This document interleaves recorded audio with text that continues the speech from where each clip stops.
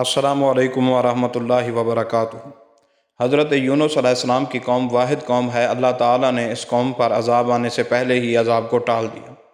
سورہ یونس آیت نمبر 98 میں فرمایا، پھر کوئی ایسی بستی کیوں نہ ہوئی ایمان لاتی تو اس کا ایمان اسے نفع دیتا۔ جب یہ قوم ایمان لائی تو اللہ تعالیٰ نے عذاب کو ٹال دیا۔ حضرت یونس علیہ السلام موصل کے علاقہ نینوا کے رہنے والے تھے۔ اللہ تعالیٰ نے ان کو اس قوم پر نبی بنا کر بھیجا۔ آپ نے بھی باقی نبیوں کی طرح اپنی قوم کو سمجھایا، مگر قوم نے انکار کر دیا۔ پھر آپ قوم کو تبلیغ کرتے، جب آپ کو کافی عرصہ گزر گیا تو آپ نے قوم سے تنگ آ کر اللہ تعالیٰ کا حکم آنے سے پہلے ہی قوم سے دور چلے گئے اور فرما گئے کہ 3 دن بعد تم پر عذاب آئے گا، اس وقت تک عیش کر لو۔ جب حضرت یونس علیہ السلام نے قوم کو عذاب آنے کا سنایا تو قوم کو فکر لاحق ہو گئی۔ قوم کو یقین تھا کہ عذاب ضرور آئے گا، لہذا قوم نے حضرت یونس علیہ السلام کو تلاش کیا، مگر جب یونس علیہ السلام نہ ملے تو ان کو ندامت ہوئی جو انہوں نے اپنے نبی کے ساتھ سلوک کیا۔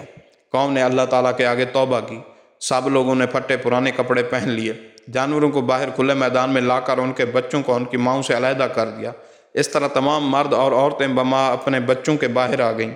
میدان میں تمام عورتوں سے بچوں کو علیحدہ کر دیا گیا اور پھر تمام مردوں اور عورتوں نے اللہ تعالیٰ کے آگے اپنے گناہوں کی معافی کے لیے رونا شروع کر دیا۔ اب مرد بھی رو رہے تھے اور عورتیں بھی رو رہی تھیں۔ سب اپنے گناہوں کی معافی مانگ رہے تھے۔ دوسری طرف ان عورتوں کے بچے اپنے ماؤں کو نظر نہ آنے پر رو رہے تھے۔ جانور بھی اپنے بچوں کے دردناک آواز نکال رہے تھے۔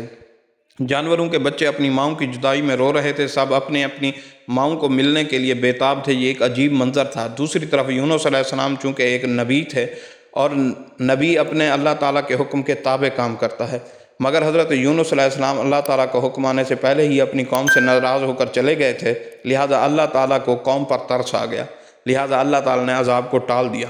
سورہ انبیاء آیت نمبر 88 اور 87 میں فرمایا کہ یونس علیہ السلام قوم سے غصے کی حالت میں چل دیے اور ان کا خیال تھا کہ ہم اس پر قابو نہ پا سکیں گے۔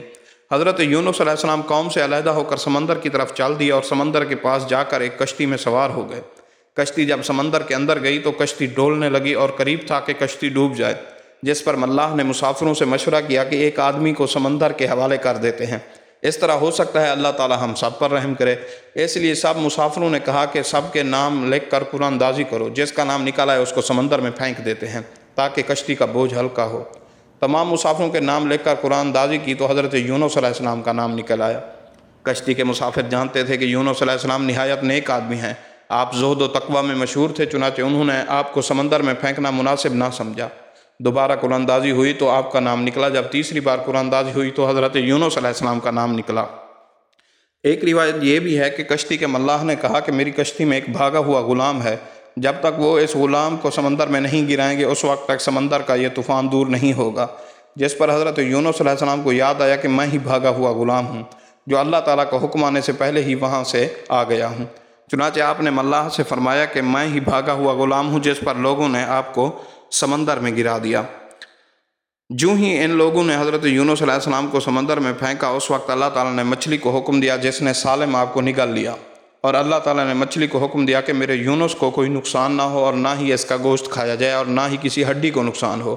حضرت یونس علیہ السلام جب مچھلی کے پیٹ میں گئے تو آپ نے دیکھا کہ آپ بالکل ٹھیک ہیں، تو آپ نے اپنے جسم کو حرکت دی۔ جب آپ کو پورا یقین ہو گیا کہ آپ صحیح سالم ہیں تو آپ فوری سجدے میں گر گئے اور دعا کی، یا رب میں نے اب اسی جگہ کو مسجد بنا لیا ہے، اور اب جس جگہ میں عبادت کر رہا ہوں نہ پہلے کسی نے عبادت کی ہوگی اور نہ ہی آئندہ کوئی عبادت کرے گا۔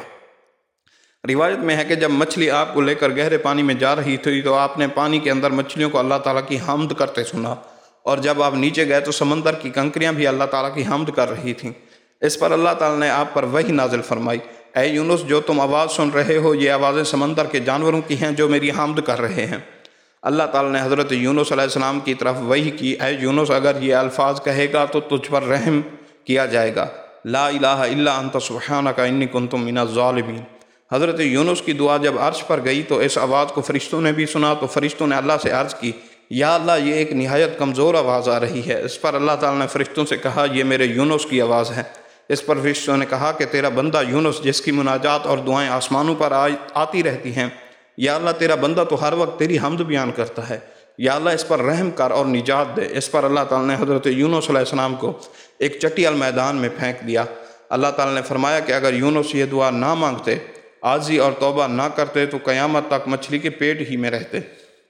اللہ تعالیٰ کے حکم سے مچھلی نے حضرت یونس کو ایک بنجر زمین پر پھینک دیا تو آپ کی حالت ایک نوزائیدہ بچے کی سی تھی۔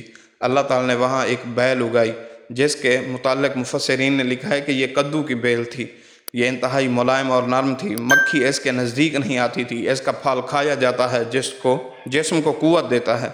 حدیث میں ہے جو ترمذی اور مسند امام احمد میں ہے کہ جو بندہ اپنے معاملات رب کے سامنے پیش کرتا ہے اور حضرت یونس علیہ السلام والی دعا کرتا ہے تو اللہ تعالیٰ اس دعا کے ذریعے اس کے معاملات کو ٹھیک کر دیتا ہے۔